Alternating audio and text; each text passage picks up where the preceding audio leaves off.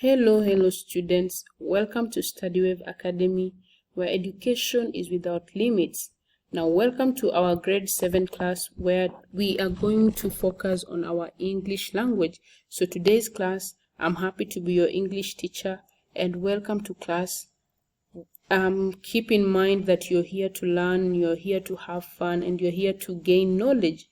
So welcome to class, and today we're going to talk about what we call Introduction to Speech, organs of speech. So we're going to be looking at what is this speech and what are these organs of speech. So it's a very simple topic, very easy to understand and very relatable. So that is what we're going to be looking at today, introduction of speech. So we're going to be introducing the concept of speech, what speech is, what speech entails. Then we're going to focus on organs of speech. What are these organs of speech? When we talk about organs of speech, what are they? What are their examples, or what do they entail? So this is what we're going to be focused on today, or we're going to be focusing on. So before I begin, let me look at what is a speech. So even before I tell you what a speech is, you as a grade 7 student, as a good, intelligent grade 7 student, what do you think a speech is? So anything you think that a speech is okay. So everyone has their own definition. Everyone has everyone has the way they think or the way they define a certain term. So whatever you think, it might be right, it might be slightly not right, but that is okay. So now, what is a speech? A speech is just a spoken form of communication that is carefully prepared and delivered to convey a message to an audience. So class, a speech is just a spoken form of communication. So it's a way of communicating, but through spoken word, through speaking. Okay, so that is what a speech is. So for example, there are different ways to communicate. There are different ways to talk to someone. You can talk to someone through letters, that is through writing. You can talk to someone through videos, through movies. There are different ways of communication, even through songs. We communicate to people. So there are different ways of communicating and passing information to someone.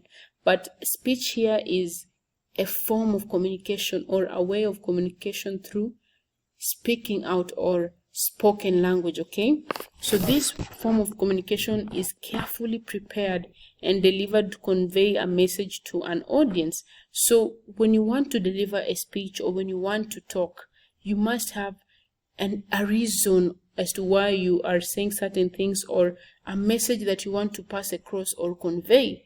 So a speech must be carefully prepared and delivered to convey a message to the audience. It is structured and organized presentation that often follows a particular format or outline. Speech can take many forms, including informative speeches, persuasive speeches, motivational speeches, ceremonial speeches, and more. So a speech basically is what we're talking about, a form of communication that is spoken. And for you to speak this communication, you have to be prepared. You have to know what you're talking about, prepare the speech, and know exactly what you're going to deliver.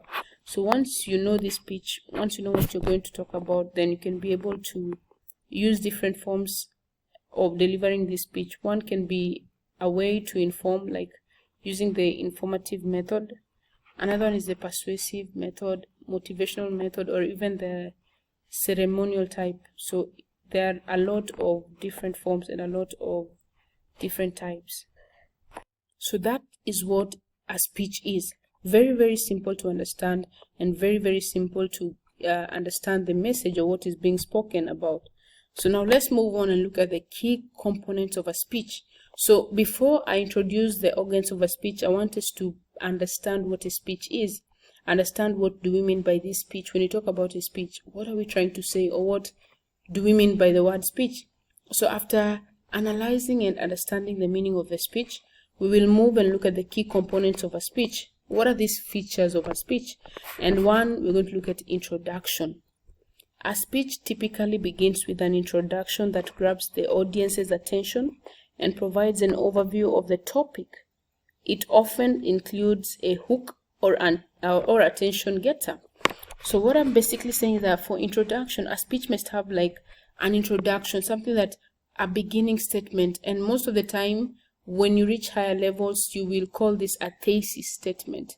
A thesis statement is just a statement that introduces the speech or introduces the text. Okay, so if you're writing or you want to speak or you're introducing or you're talking about something, a certain concept, you must have a thesis.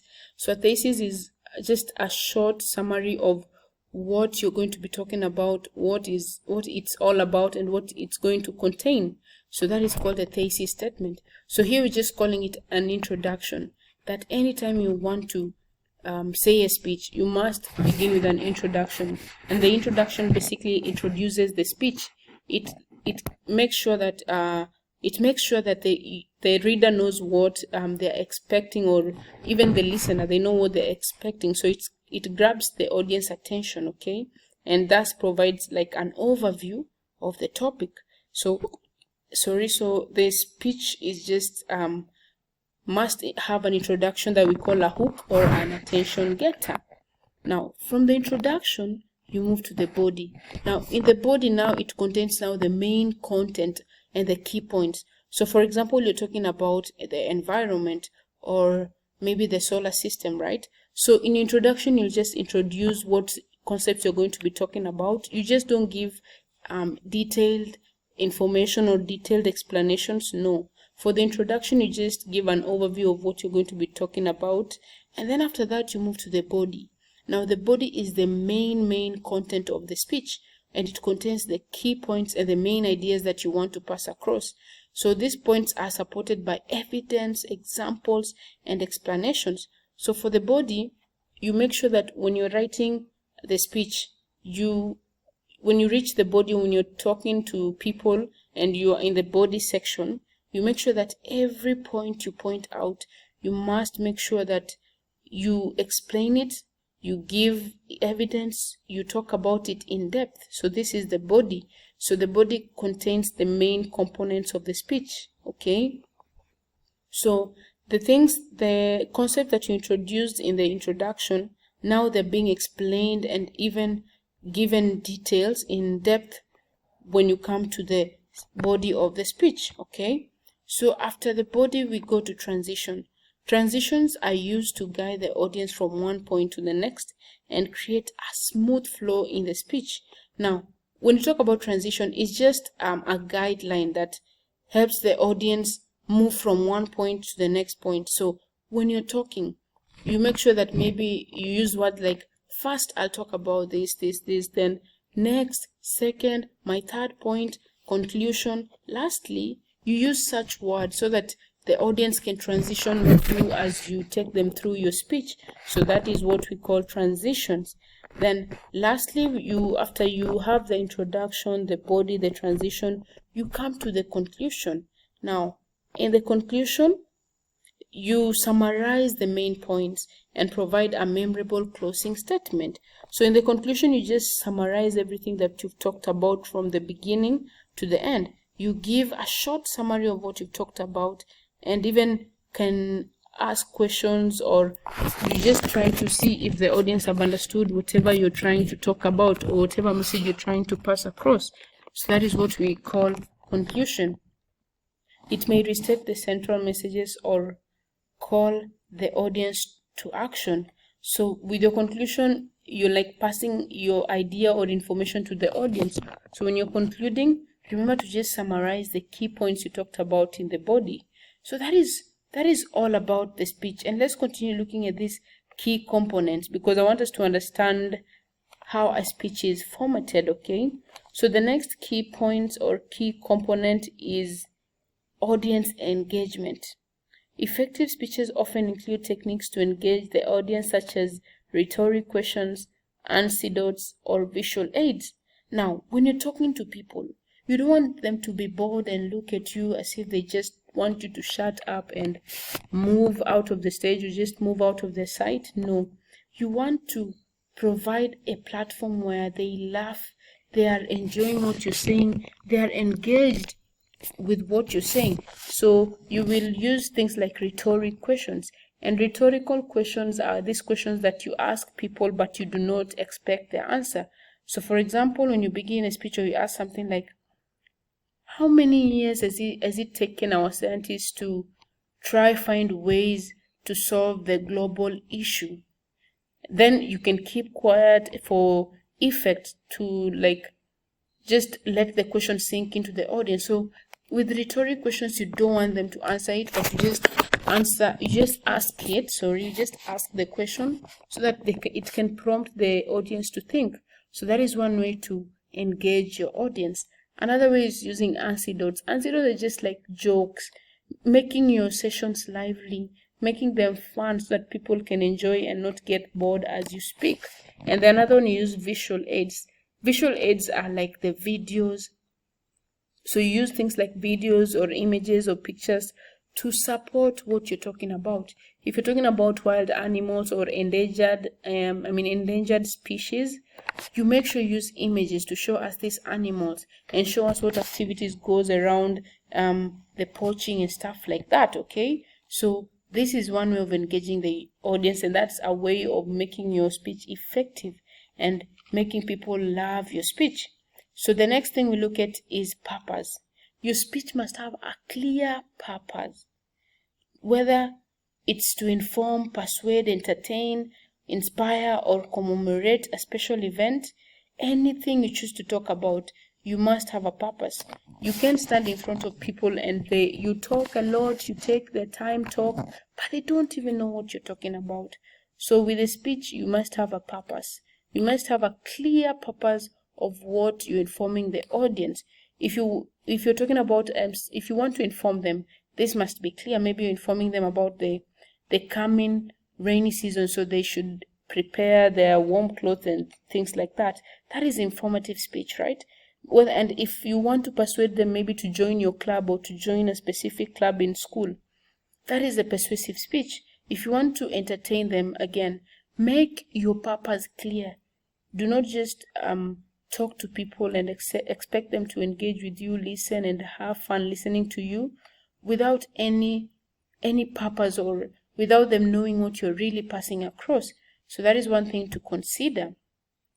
Another component when you are delivering a speech is that you must be aware of your audience. Like, make sure you just know who your audience are and aware of them. So that is basically what you talk about awareness. So when I talk about audience awareness, I mean that a good speech considers the needs and interest of audience.